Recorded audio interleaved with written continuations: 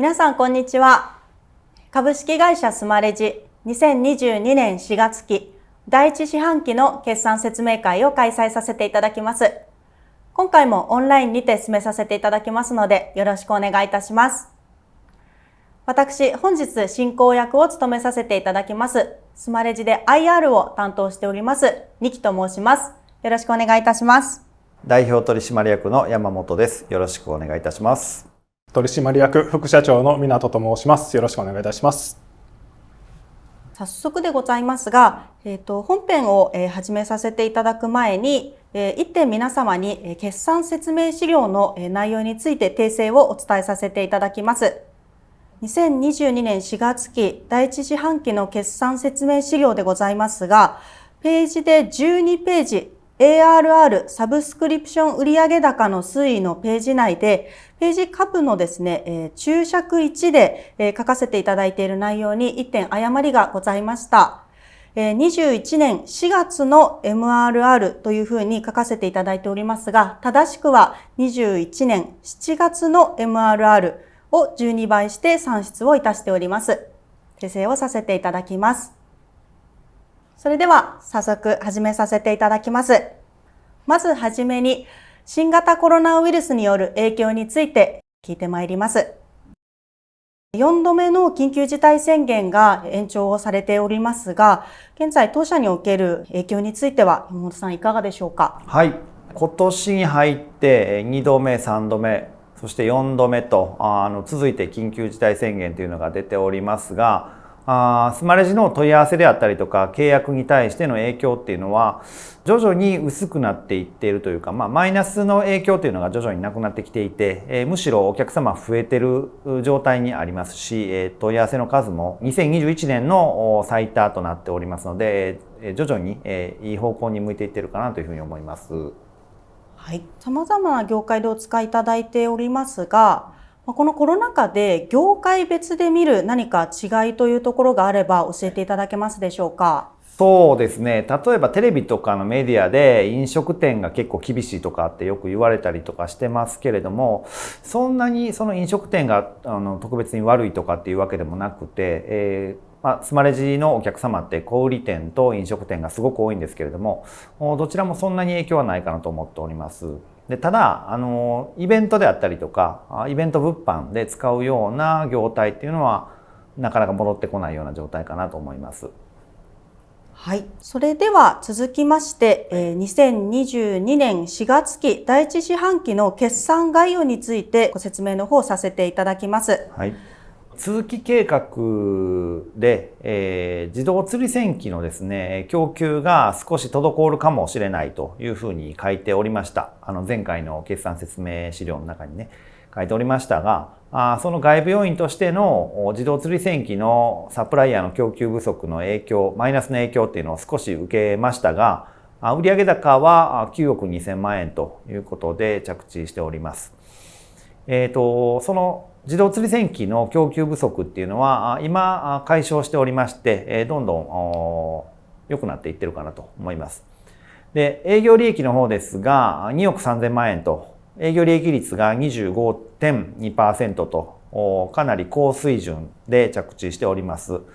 昨年度もスマレジの事業って営業利益率結構出やすいというか、20% を超えることっていうのが当たり前でやってきたんですけれども、今年度から新たな中期経営計画の1年目ということで、セールス&マーケティング費用をしっかり使って成長をさせていくという計画を出しておりますので、今後第2クォーター、第3クォーター、第4クォーターと徐々に利益率というのは下がっていくという計画にしております。想定に対しての売上高や営業利益がどう進捗しているのかについて、また山本さんにお伺いできたらと思います。はい。売上高は、通期の売上計画に対して、4分の1進捗したかというとそうではありませんと。で、例年の季節変動要因として、スマレジの場合は第4クォーターが一番大きく伸びる季節になります。その反面第1クォーターっていうのはそんなに伸びないというところがありますというので、4分の1の 25% の進捗は出ていませんが、好調な滑り出しであるというふうに考えていますし、計画通りの進捗になっております。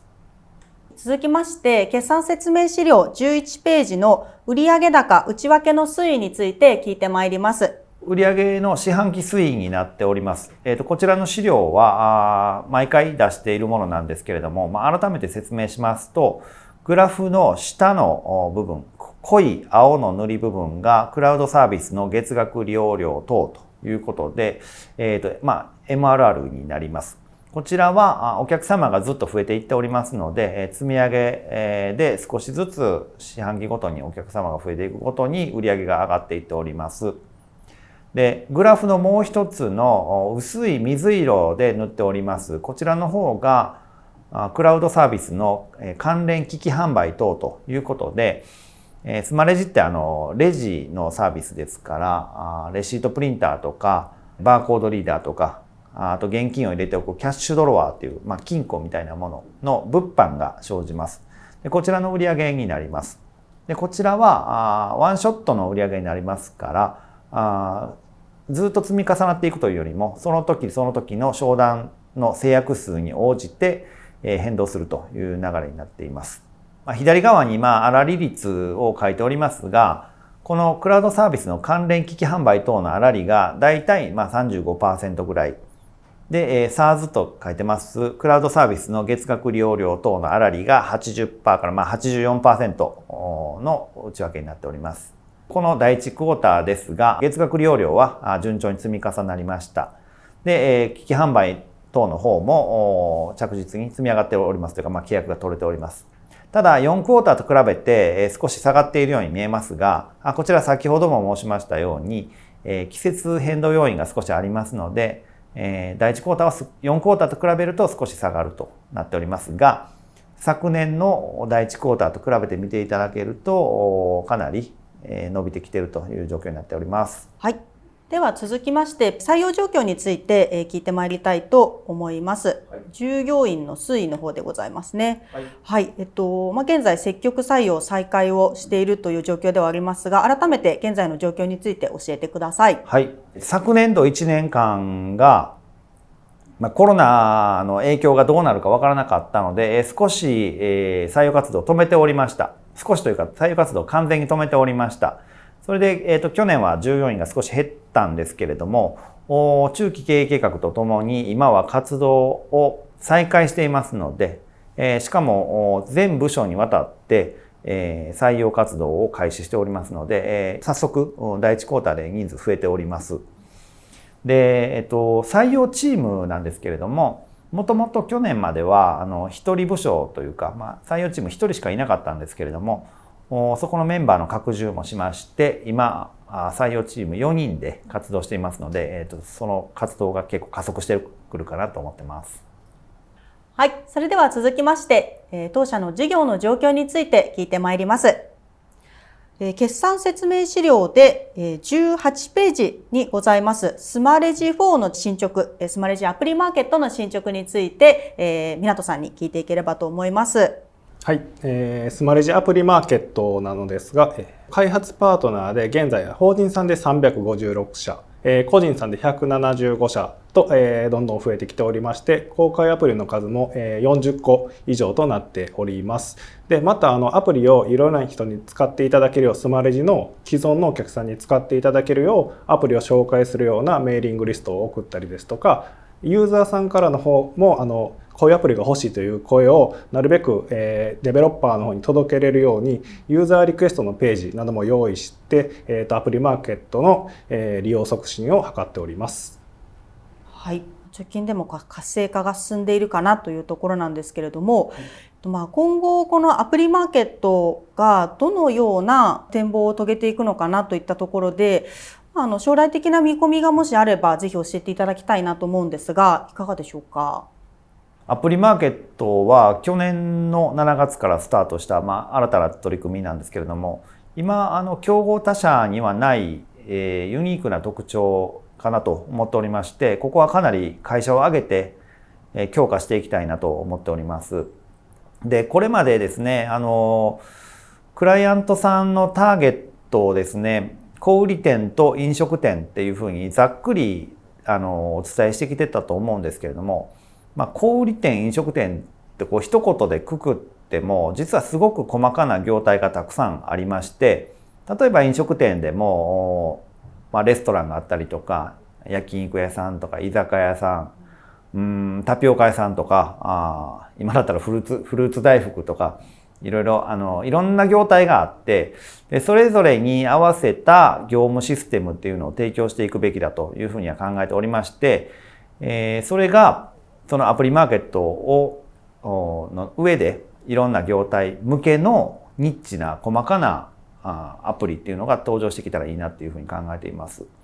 でこのスマレジのターゲットがすごくメッシュの細かなセグメンテーションにしていくことによって、その一つ一つのターゲットでの、セグメントでのシェアを取っていこうということで、営業展開もしやすくなるかなというふうに考えています。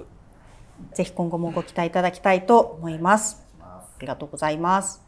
では続きましてですね、決算説明資料の方で、20ページにございますアクティブ店舗数について、聞いてまいりたいと思います。湊さん、こちらについて直近の様子をお伺いしてもよろしいでしょうか。はい、今までは、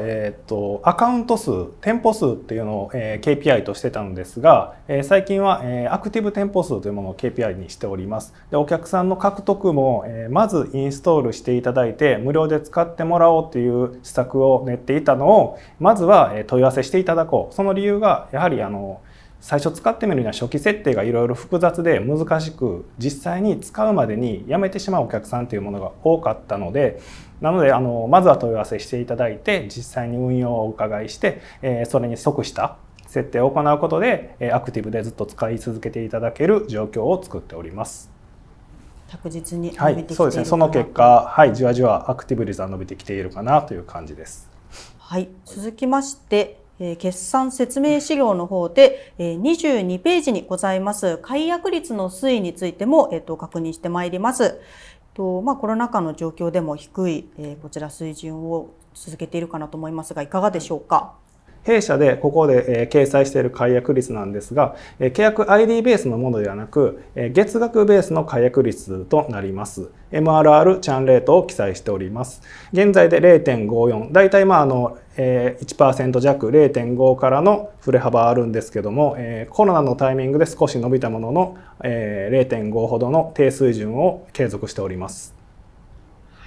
では、事業の状況では最後のところになりますが、決算説明資料、こちらページでは次23ページの、顧客単価 ARPA と ARPU の推移についてもぜひこちらトピック注目の点について教えてください。はい、まず ARPA ですね。こちらはお客さんの会社単位の顧客単価となります。で、ARPU が店舗単位の顧客単価として掲載しております。で、ARPA の方はじわじわ伸びてきております。こちらは複数店舗とか大口の店舗のお客さんがどんどん多く取れてきている傾向にあります。で、一方 ARPU の方はだいたい安定して7400円程度推移しておりまして、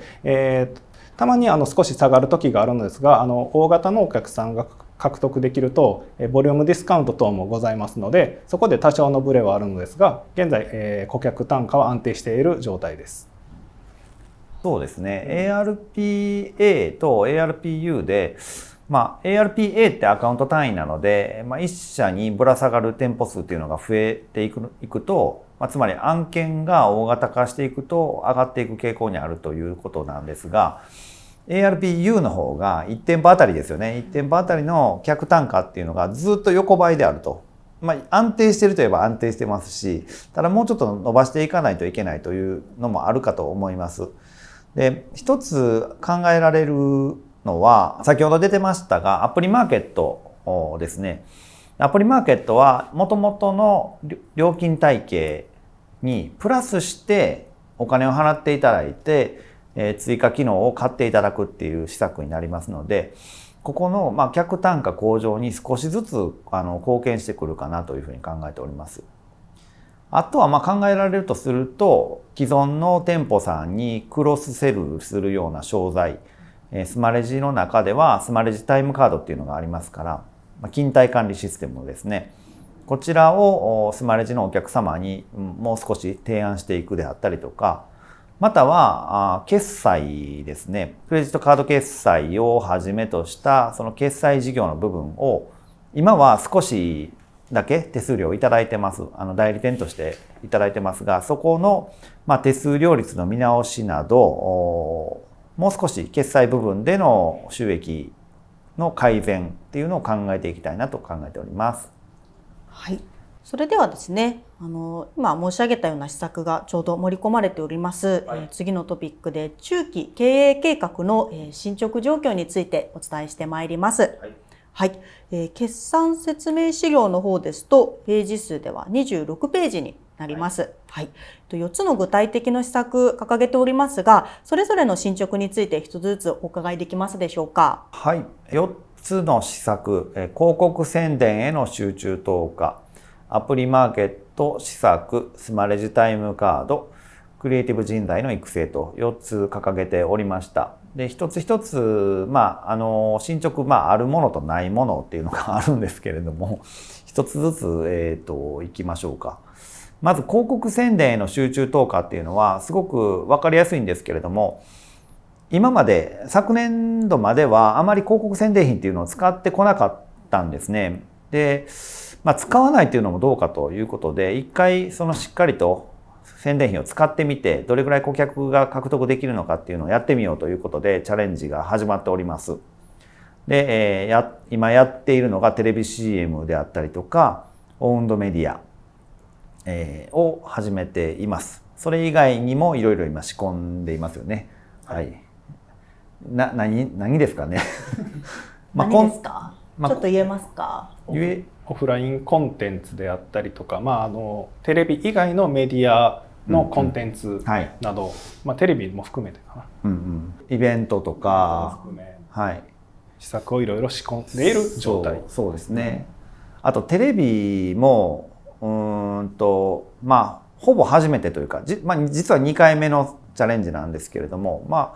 まだテレビの CM が何が受けるのかというか、そもそもスマレジみたいな商材にテレビ CM が合うのかどうかっていうところも含めて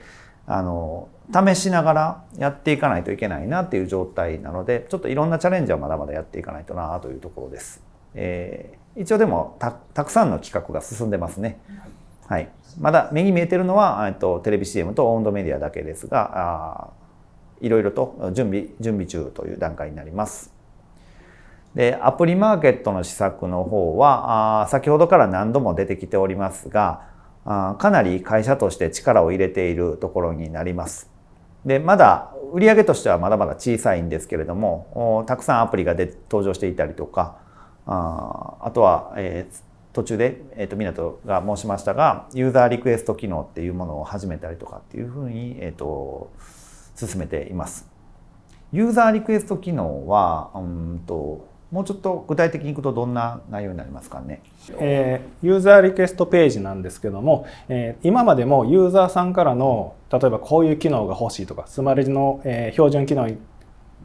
付け加えて自社の運用のためにこういう機能追加お願いしますっていうのはよくあったんですけども、でそれが、自社では開発リソースの問題もあってなかなか受けることができなかった状態です。でそれをユーザーリクエストのページに書き込んでいただくことで、アプリマーケットに登録しているデベロッパーさんがこういうのを求めてるお客さんがこんなにたくさんいるんであればこれをアプリ化して作ろうっていうような感じで、開発者と、ユーザーと、マッチングさせるようなページになります。3つ目がスマレジタイムカードです。タイムカードはですね、勤怠管理を中心としたHR サービスとまではいかないんですけれども、給料計算であったりとか、従業員のシフトを組んだりとかっていう、そういうサービスになりますが、こちらをスマレジと連携させるような仕組みっていうのをもっともっと取り入れていって、スマレジを導入していて、スマレジタイムカードも導入していることで、より便利になっていくような機能の開発を今準備しているという感じですね。そうですね。もともとスマレジユーザーとタイムカードユーザーがあまりマッチしていなくて、でスマレジユーザーに対して、タイムカードをどんどん販売していこう、そしてクロスセルを図っていこうというのが、タイムカードの施策になります。はい、こちらは、リリースはまだ出てないので準備中っていうふうに書いておりますが、順次、リリースしていきたいと考えてます。最後がクリエイティブ人材の育成ということで、クリエイティブ人材と言いますが、主に IT エンジニアになります。IT エンジニアの採用っていうのは随時やっているんですけれども、なかなか集まりにくいというか競争が激しいところでもありますので、テックファームっていう名前で新しい事業を立ち上げようとしています。今チームがスタートしておりまして、これから売り上げも立ちますし、エンジニアをまた違った切り口で採用していこうとしております。はい。はい。時々いただくご質問で同じエンジニアの採用ということではあるんですが、そちらのスマレジの開発の部隊とは違うということでしょうか？そうですね。スマレジの開発チームが今40人ぐらいですかね。40人ぐらいいまして、で彼らはスマレジだけをずっと専属でやってきてるんですけれども、いろんな技術だったりとかいろんな案件をやっていくことでもうちょっとエンジニアリングの技術力が向上していくんじゃないかなとかっていうのを含めたりとか、または経験が浅いエンジニアでも採用してから社内で教育していくと、教えながら働いてもらうっていうそういった取り組みが今までなかったもんですからなかなか採用できなかったんですけど、そういう若くてまだ経験がまだ浅い人でも働けるような仕組みっていうのをかなり取り入れてやっていこうとしていますんで、スマレジの開発とちょっとまた別の仕事にはなるんですけれども、そこで技術力を磨いていただいてスマレジの開発のメンバーと入れ替えたりとかっていうのもありえるかなと思います。それでは続きまして、広告宣伝費の進捗状況と今後の、計画について聞いてまいります。第2四半期以降でのコスト配分などについてはどう、見るべきかというところで、お伺いしたいと思うんですがいかがでしょうか？そうですね。中期経営計画がこれまでの経営方針と大きく変えているところが割としっかりと広告宣伝費を使ってアクセルを踏んでいこうということを掲げていますと。でこれまでは割と営業利益率をしっかり出していこうという方向性だったんですけれども、今年度からガラッと変えましたので、あえて明記しています。で特にやっぱりよく使うのはセールス&マーケティング費用になります。で去年は2億6900万。これは広告宣伝費だけじゃなくて営業マンの人件費も含めての金額になるのでかなり少なかったかなと思っています。でこれを今年度よりこの計画でいうと6億9200万円消化しようということで、スマレジの社内での大きなチャレンジというか全く新しい取り組みなので、いろいろ準備に時間がかかっているというのがあります。で第1クォーターの実績として9000万となってますと、通期計画に比べてあまり使えてないじゃないかというふうに見えると思うんですけれども、計画上ではやっぱり最初準備時間かかるっていうのが見えてましたので、第1クォーターは割と準備期間かなというふうに考えていました。実際どうですかね？はい、S&M の結構な割合をテレビ CM が使うのですが、テレビ CM の放送がオリンピック終了後8月中頃からを計画しておりましたので、第1クォーターとしてはあまりテレビ CM では広告宣伝費を使えていない状態です。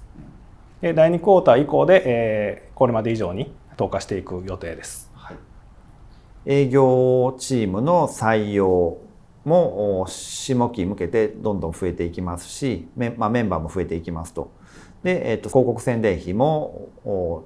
リンピック以降でウェイトが増えてきますと。それから途中で出てきましたいろんなテレビ CM 以外の施策も今準備してますんで、その辺が重なってきて最終的にこの計画値ぐらいまで消化する予定になっています。ハイライトでも営業利益率は今後の S&M 投資で下がってくるというふうにも書かせていただいておりますので、今後の展開についてもまた注視いただければと思います。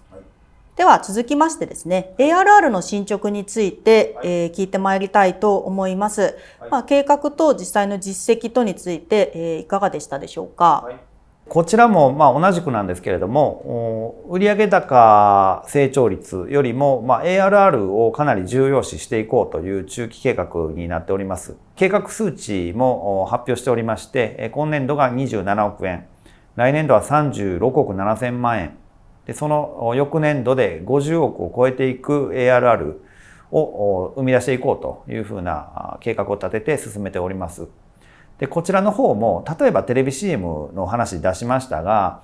テレビ CM を出したからといってすぐに契約に結びつくっていう商品でもないということで、かなり認知して、次の問い合わせ契約までのリードタイムっていうのがすごく長くなっていくであろうというのが考えられますので、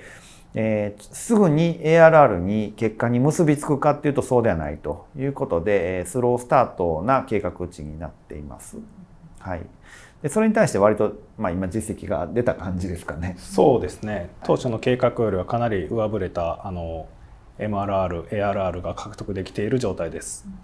ここは季節要因とかは関係してきますか？そうですね。それもあります。そもそもスマレジの売上っていうのが第4クォーターが一番やっぱり伸びますので、1級は割と落ち着いているというか、例年そんな感じですね。はい、ここ何年かずっとそんな感じですかね。はい。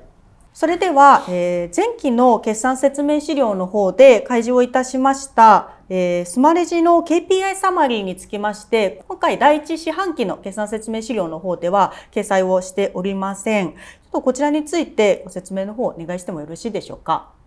はい。SaaS のビジネスモデルを強く意識していってます、今。で、その KPI 指標を測って、それをもとに経営判断していくということを徐々に始めていっています。で、前回の通期決算発表の時に KPI サマリーを出しました。で、かなり細かく出しましたので、機関投資家の方々からかなり好評をいただいておりました。で、これは毎四半期出すってなると少しちょっと大変なので、通期ごとに1年に1回というタイミングでまた開示していきたいなと思います。ここからは皆様から頂戴いたしましたご質問にお答えしてまいります。今回は全部で8つのご質問を頂戴しておりますので、それぞれ1つずつお答えしてまいります。それでは1つ目のご質問です。自動釣り船機の供給不足による影響はどの程度でしょうかというご質問をいただいておりますのでお答えいたします。こちら湊さんいかがでしょうか。はい、自動釣り船機は単価が非常に高くて毎月数千万円規模の売り上げがありました。半導体工場で火災が起こったことで自動釣り船機の供給が不足するということをメーカーさんからお話しいただいたので、その前提で今期の計画はその売り上げがなくなるという計画を立てておりました。ただ結果的には早めに在庫確保に動いたことも功を奏したのか、例年通りとはいかないものの在庫を確保できて売り上げにつなげることができました。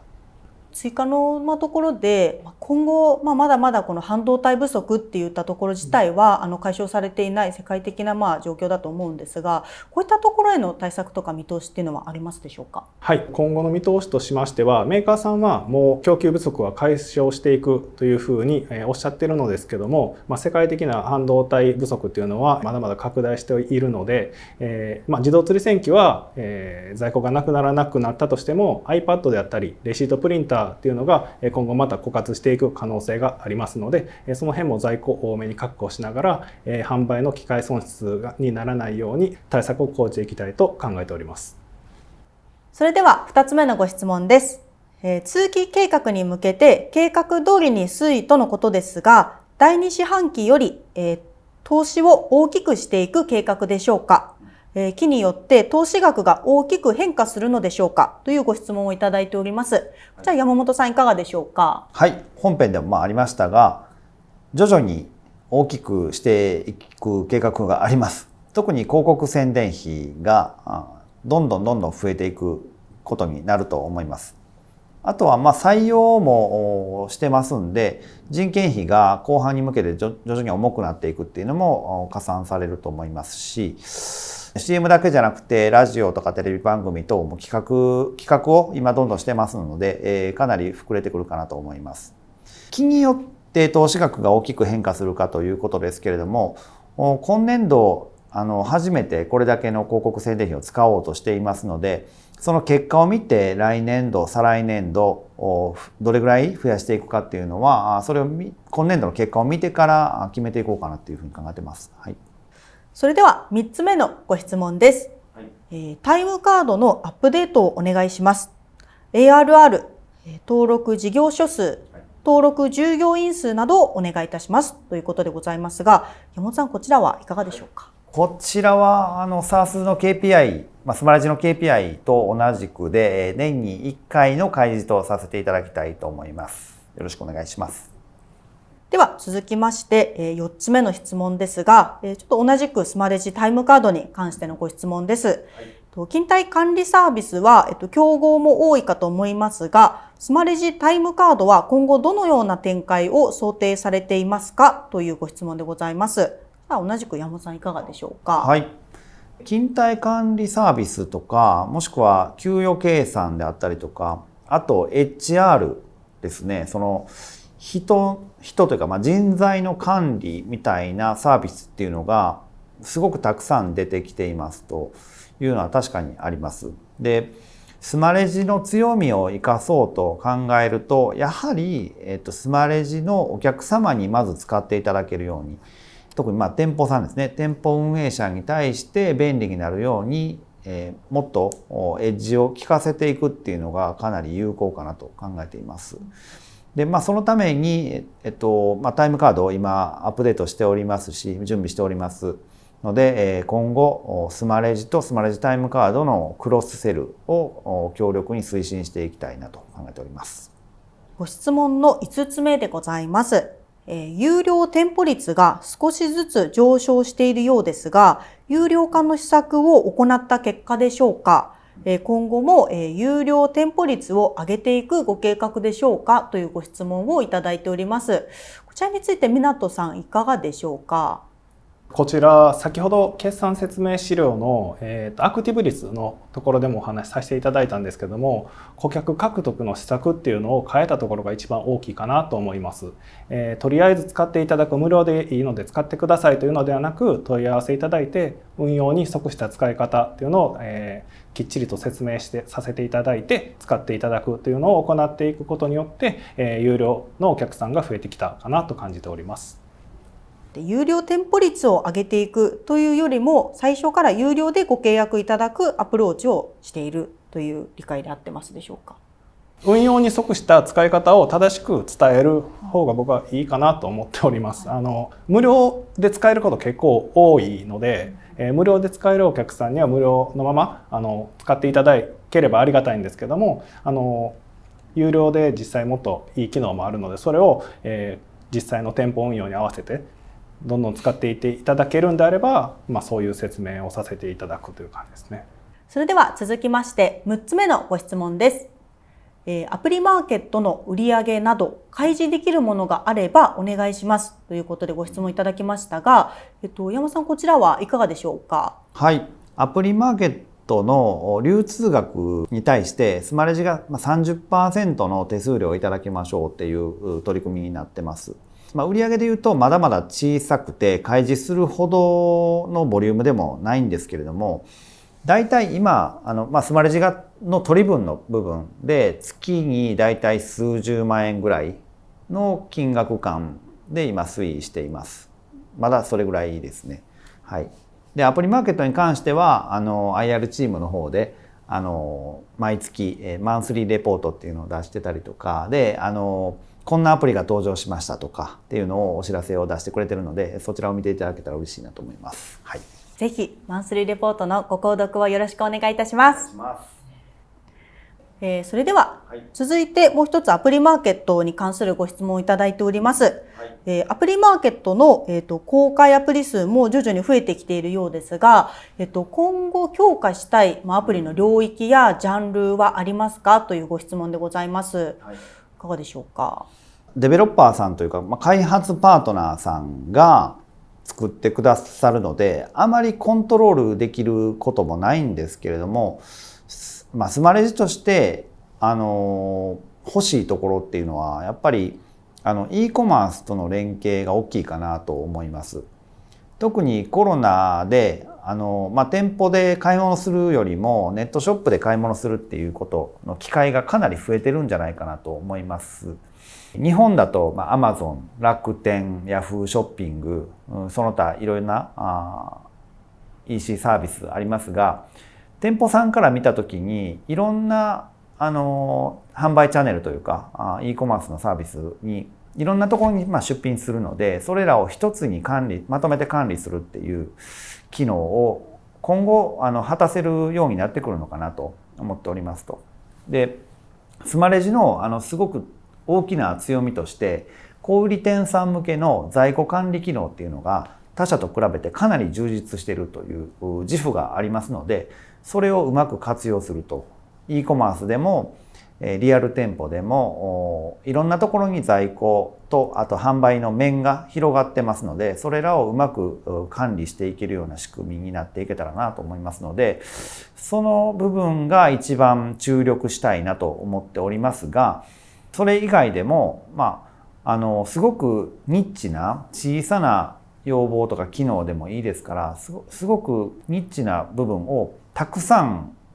集められたらなと思いますので、結果的にスマレジを使ってくださってる店舗さんが便利やなって思ってくれるようなアプリがたくさん登場してくれたらいいなと思います。それでは最後のご質問でございます。コロナ禍ではありますが、新たに福岡にショールームを出店されていらっしゃいます。今のタイミングで、出店に踏み切った意図を教えてください。また今後の出店計画があれば教えてくださいということですが、いかがでしょうか。はい、福岡に直営のショールームをオープンすることになりました。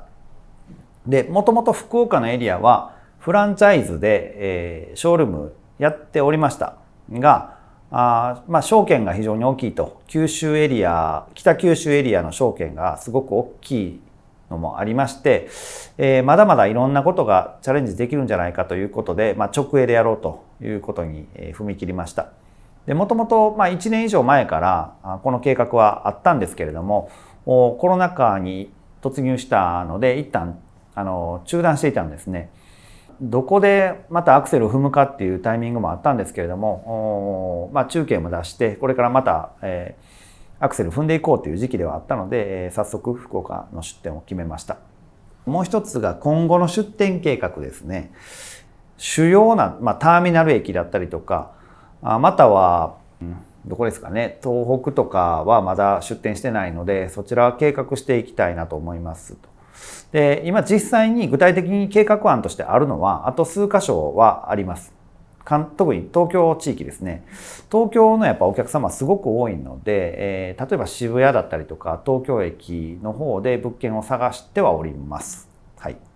時期はまだ決まってないです。はい。規模感としてはそんなに大きなものではないっていう形ですか？そうですね。フットワーク軽く行きたいなと思っていて、今のショールームもそうなんですけれども、大阪オフィス、東京オフィス、名古屋オフィス以外のショールームっていうのは割とサテライトみたいな形で、コワーキングスペースとか